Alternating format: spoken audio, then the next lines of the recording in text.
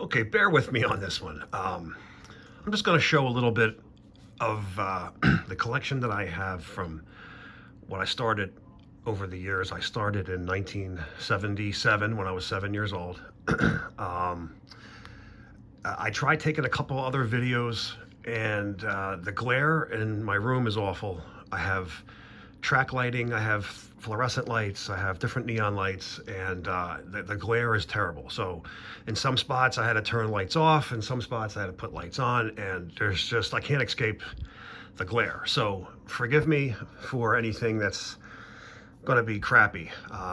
It's just me and an iPhone. So I'm just going to show you, some different things that how I have it set up. A few people had asked me before. I showed some pictures in Facebook groups, and people have said before they would love to see some video on it. And like I said, I'm not really a video guy. Um, and let me just say this too. Thank you to everybody for your kind remarks and your thumbs up and the subscribers. I was blown away. I couldn't believe it. I never thought anyone would even be paying any attention to these videos. I've seen so much incorrect information being passed around on different Facebook pages and groups, and I was just baffled that some collectors are searching for things and looking for answers, and they're being fed wrong information. It drove me crazy. So I just decided to make a few videos just to help collectors out. I don't claim to know everything. I don't know anything. I don't claim to have everything. I barely have much at all. I just an average everyday fan who loves this shit, and started collecting and never stopped. Learned a few things along the way, and it wasn't to educate people with. It was just for my own self-knowledge. And if I can pass any of this on to somebody else who's trying to complete a collection of some sort, that's the whole reason here. So like I said, I'm not an expert on nothing. I don't claim to be knowing everything. I don't know nothing. I just know the things that I have, and that's all I just want to share with some of you guys as an appreciation to being really cool with me. So bear with me, because this is my first crack at it, and let's see if I can get it done in one take. Down here, we just got some posters. I think they're 20 by 30. These would come in the Japanese gong issues in 1970s. I told you before in some other videos how incredible the Japanese people were to their fans and in their magazines. Actually, this is an event poster. This didn't come free. This is very expensive. But they would give you these posters, pull-out posters, folded in the magazines when you bought a magazine in Japan. Unbelievable. We never seen nothing like this. Here's Mill with the IWA belt, Mill with the America's title. I have about, I don't know, 2 dozen of these posters. I only have a couple framed, but wow. I mean, talk about awesome. You look on eBay, some of these sell for over $100 just for the poster. Very hard to find. Here is just some Japanese gong, invitation to the ring. It'll say invitation to ring. So every one of these are invitation to ring. There's another one called separate volume. I'll show you that in a minute. These are all from the 60s and the 70s. These are 5, 6, 7, 8 magazines deep. And that's just, one issue. They're stacked behind. And I could just pull up a couple to show what's there. But these are all cool magazines back in the day. I'm just gonna go through, just try to get through these kind of quickly.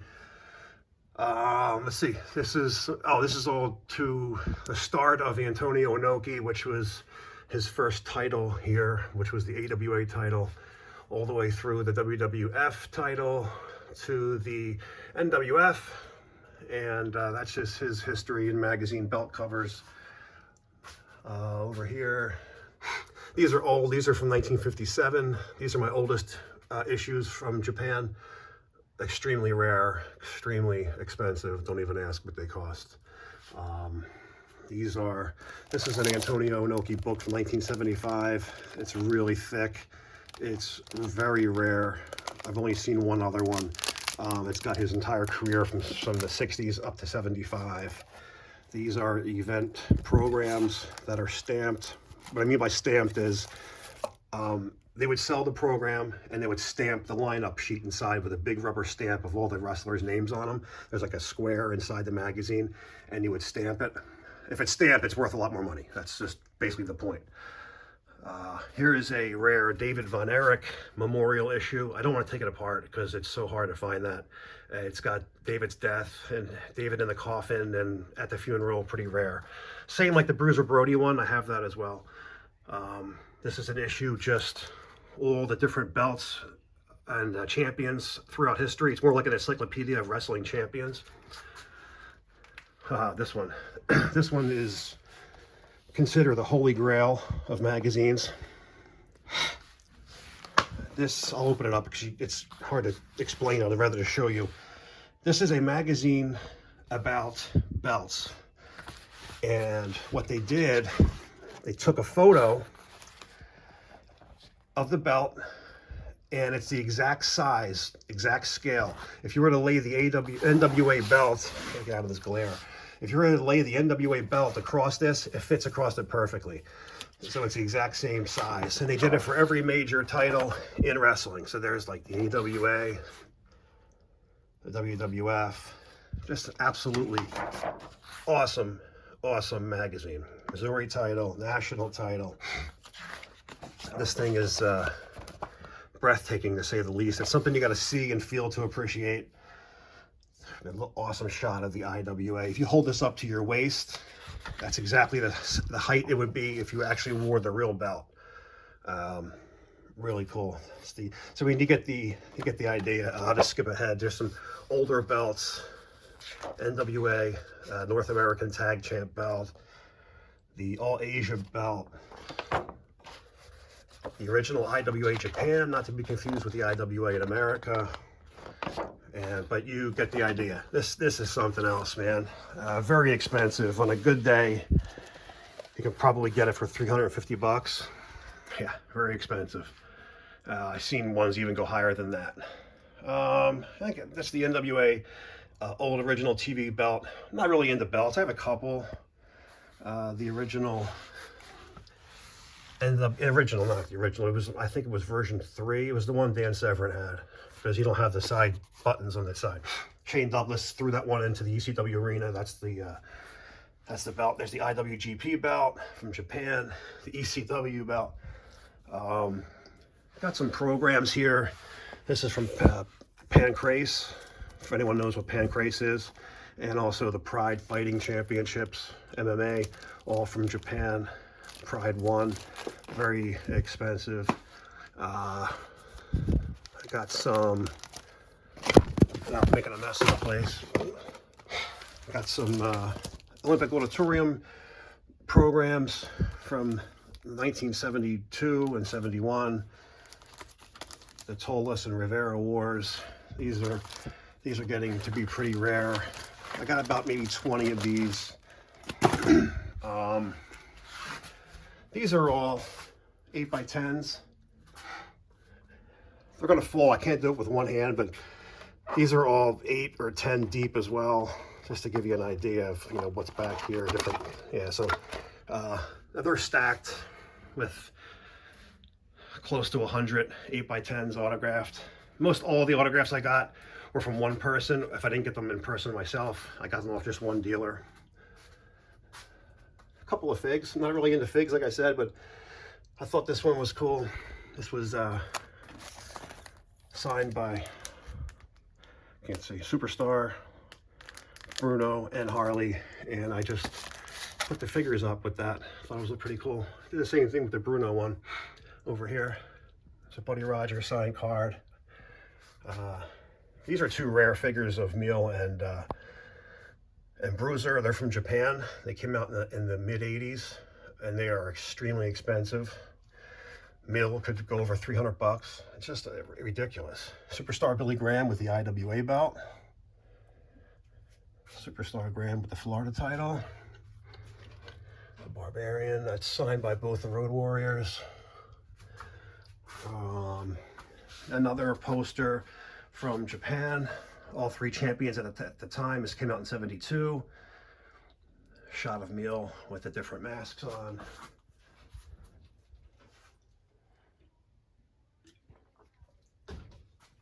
It's going to get kind of shitty here. It's kind of dark and a little bit of a glare, but it's got, I'll just take these down.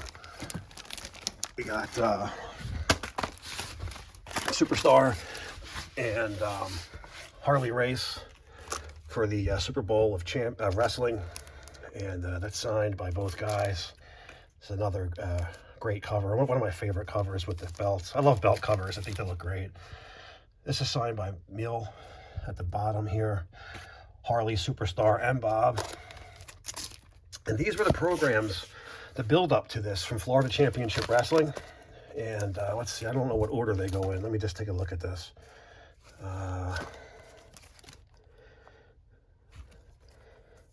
It says, it will happen soon. Will Race face Superstar? That's just the question of it. And will it happen? And it said, it will happen soon. And that was the announcement of it happening. And then this is the one before the match. Superstar confident in victory. So these are really rare to build up programs. They only had those in Florida. Another title versus title. This is a nice shot. A rare magazine with, it's a huge magazine. Just throw it down so you can see it better. Backlund and Harley together before they faced off in the Garden in 1980. And I have a few things from them. Let me just take this down too. I hope this is making sense and coming out clear. This is a Japanese mag of their 1980 match. Backlund on top of Race getting ready to throw a shot. And this is a great coverage in that issue.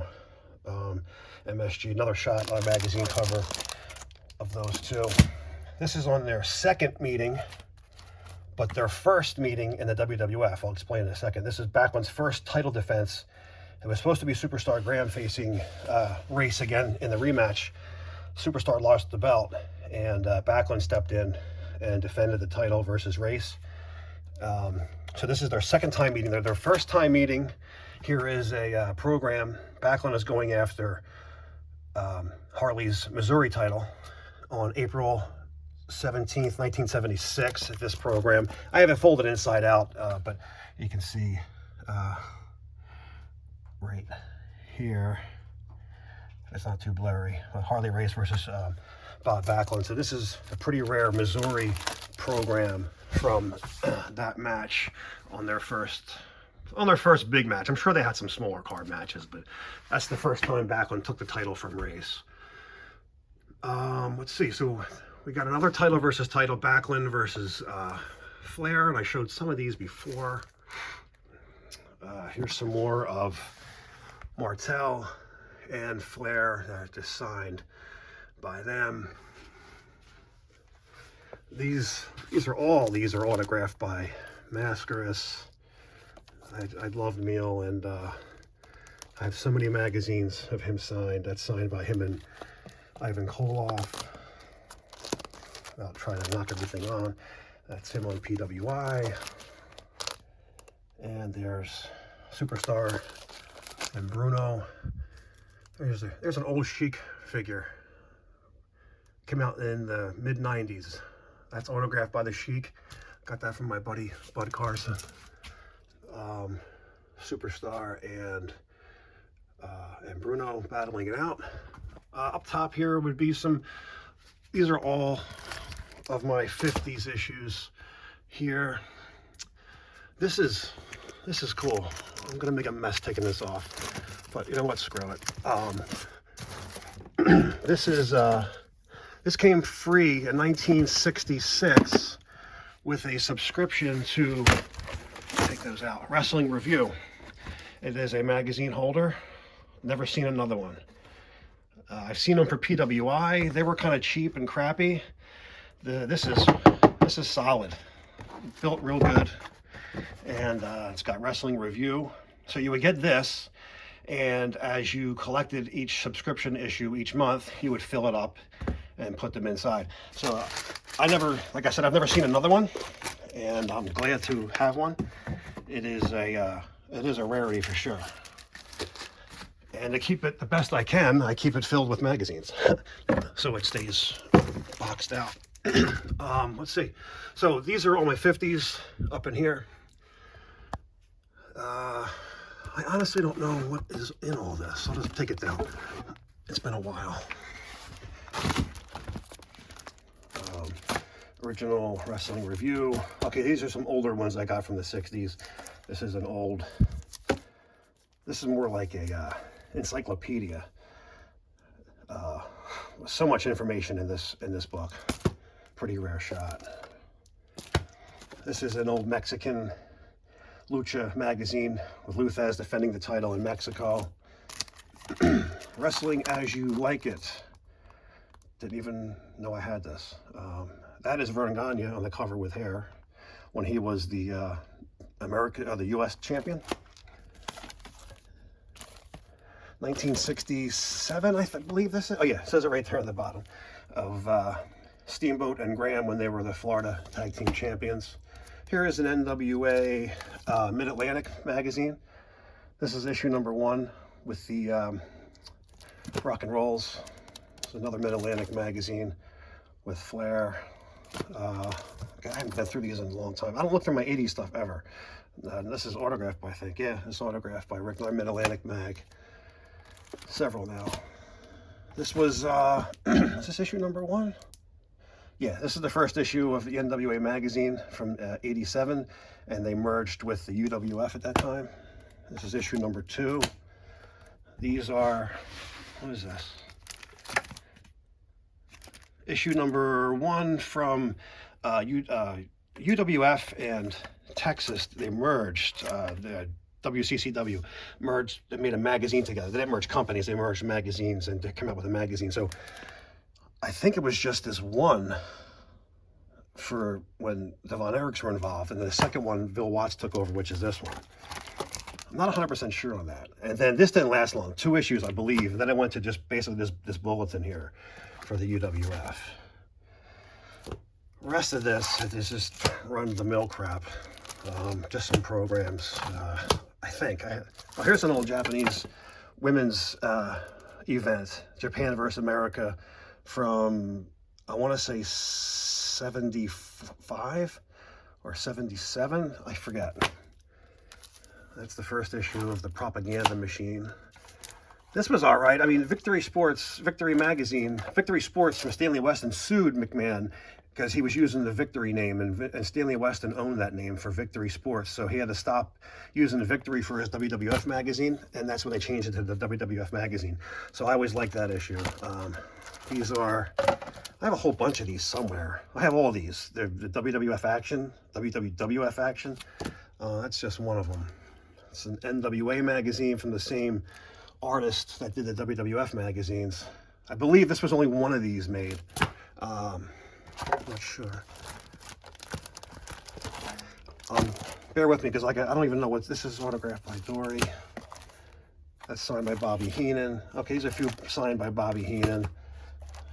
Another one signed by Bobby.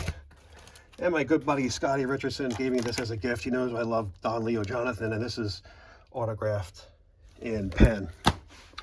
All right, I mean, I don't want to bore the shit out of you. These, like I said, these are all shelved. These, I believe, have 30 magazines on each rack. So 6 times 4, 24 magazines maybe. And all down here are my stacks of all my other issues.